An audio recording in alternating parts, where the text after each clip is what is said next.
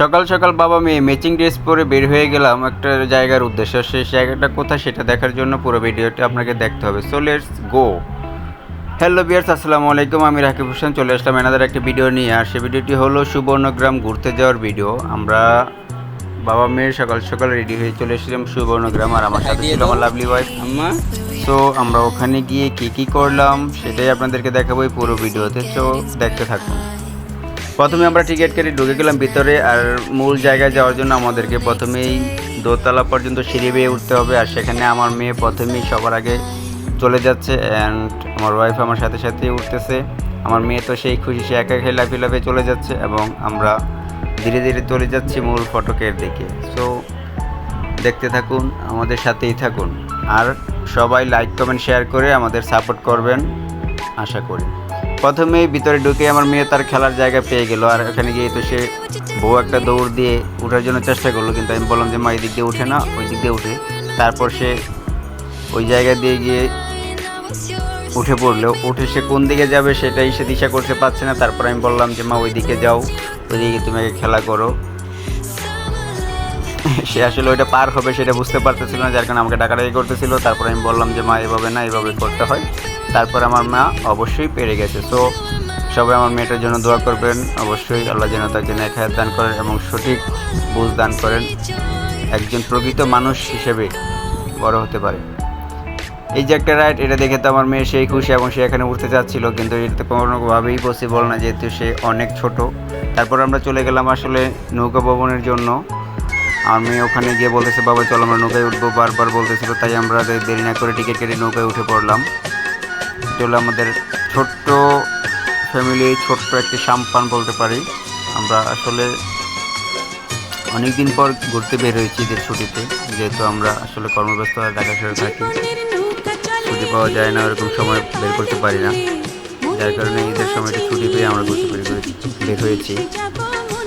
যাই হোক, আমার মেয়ে তো আসলে এখানে অনেক খুশি, কিন্তু আসলে প্রচণ্ড রোদ্রের কারণে সবাই একটু টায়ার্ড হয়ে গিয়েছিলাম।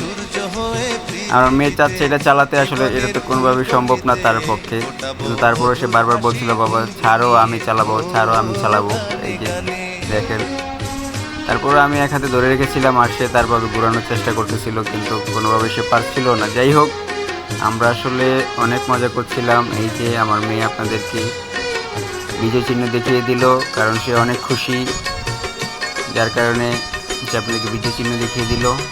আমরা আসলে বেশ কিছুটা সময় এই নৌকার মধ্যে কাটিয়েছি। দেখেন ঘামে কি অবস্থা, গরমে একদমই অবস্থা খারাপ হয়ে গিয়েছে, প্রচণ্ড রোদ ছিল, কিন্তু তারপরেও ঘুরতে বের হলে তো আসলে এগুলার খেয়াল করা যায় না। তারপর আমরা ওখানে নৌকা থেকে নেমে চলে গেলাম পুরো সুবর্ণগ্রামটা ঘুরে দেখার জন্য। ওদের গাড়ির ব্যবস্থা আছে, 50 টাকা টিকিটের মাধ্যমে আমরা টিকিট কেটে নিলাম। 2টা টিকিট কেটে আমরা গাড়িতে উঠে পড়লাম পুরো সুবর্ণগ্রামটি ঘুরে দেখার জন্য। এই গাড়িতে উঠলে আপনারা পুরোটাই ঘুরে দেখতে পারবেন, আর হেঁটে যদি যান তাহলে অনেকটা সময় লেগে যাবে, কারণ যেহেতু মোটামুটি অনেকটা বিশাল জায়গা জুড়ে এটা পার্কটা করা হয়েছে।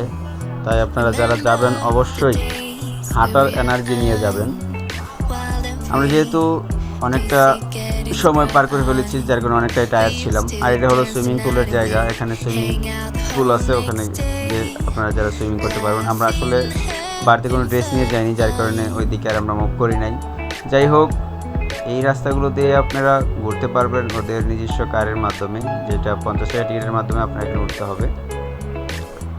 এই একটা হলে ছোট্ট নদীর মতো, যেটাতে স্পিড বোট চলে। আমরা ওটাতেও যাইনি, যেহেতু আমার সাথে বেবি ছিল, ওই রিক্সা আমরা নিতে যাইনি। আমরা গাড়ি দিয়ে ঘুরেছি পুরোটা রিসোর্ট পার্ক যেটাই বলি। দেখেন অনেকে হেঁটে হেঁটেও এটা দেখার চেষ্টা করছে, কিন্তু আমাদের দ্বারা সেটা সম্ভব হয়নি, যেহেতু সাথে বাবু ছিল, অত আর হাঁটতে পারবেন মা, বা অনেকটা গরম ছিল, যার কারণে কোলে নিয়ে ওকে এতটা পথ পাড়ি দেওয়া সম্ভব ছিল না। যার কারণে আমরা গাড়ি বিকল্প ব্যবস্থা হিসেবে গাড়িটাই ব্যবহার করলাম। গাড়িতে ঘুরতে ভালো লাগছিল, যেহেতু গরম ছিল, হালকা একটু বাতাস লাগছিল গাড়িতে চলার কারণে, ভালো লাগছিল। পুরো রিসোর্টটা আসলে মোটামুটি জায়গাটা অনেক বিশাল ছিল, যার কারণে গাড়িতে ঘুরাই আমার জন্য বেটার মনে হয়েছে। যাই হোক, আমরা সেই আনন্দ করছিলাম। এটা হলো আমরা ওই নদীর পাড় চলে এসেছি, ছোট একটা নদী আছে এখানে, নদী পার। এখানে এসে আমার মেয়ে পপকর্ন দেখে বলতেছে বাবা আমি পপকর্ন খাবো, তাই দেরি না করে তার জন্য আমি পপকর্ন নিয়ে আসলাম। সে খাচ্ছে এবং আমরা সবাই খাচ্ছি। এই যে স্পিড বোট, এটাতে স্পিড বোট চলে, এখানে 100 টাকা টিকিট নেবি, আমরা উঠিনি, হয়ে যায় আমাদের জন্য, যেহেতু আমার সাথে বাচ্চা আছে। তাই আমার মেয়ে আমাকে ভালোবেসে একটা পপকর্ন খাইয়ে দিল এবং সে অনেক খুশি এখানে এসে। আমিও তাকে একটি পপকর্ন খাইয়ে দিব, এই যে দেখেন আমিও তাকে পপকর্ন খাইয়ে দিলাম। তারপর আমরা ঘোড়ার গাড়িতে চড়ে একটা সাফারি পার্ক আছে ওখানে ছোট্ট, আমরা সেটা দেখবো। এখানেও 50 টাকা টিকিট।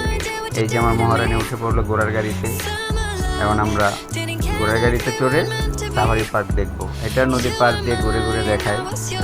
এই যে আমরা সবাই আপনাদের আপনাদেরকে স্বাগত জানাচ্ছি। আপনারা অবশ্যই এখানে আসবেন, ফ্যামিলি নিয়ে আসবেন, ঘুরে ঘুরে দেখবেন, অনেক আনন্দ করবেন আশা করি।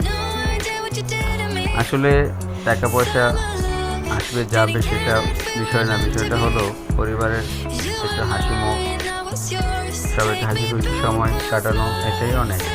যাই হোক, এই যে সাফারি পার্কের ভিতরে যে পাখিগুলো আছে, যেগুলোকে কোট পাখি বলে খুব সম্ভবত, আমি শিওর না, এগুলো আমাদের খুব কাছে চলে আসছিল, যেহেতু গাড়ি সাইডে দিয়ে খাবার রাখা ছিল, খাবার খেতে চলে আসছে একদম আমাদের হাতের নাগালে। আমার মেয়েগুলো ধরতে গেছিলো কিন্তু আমি সেটাকে ধরতে দেইনি। যাই হোক, সবাই ভালো থাকবেন, সুস্থ থাকবেন, আর আমাদের জন্য সবাই দোয়া করবেন, সবাই লাইক করবেন, শেয়ার করবেন, আমাদের একটু সাপোর্ট করবেন। আশা করি সবাই আমাদেরকে সাপোর্ট করে পাশে থাকবেন। আল্লাহ হাফেজ, বাই বাই, টাটা, ধন্যবাদ সবাইকে, আসসালামু আলাইকুম।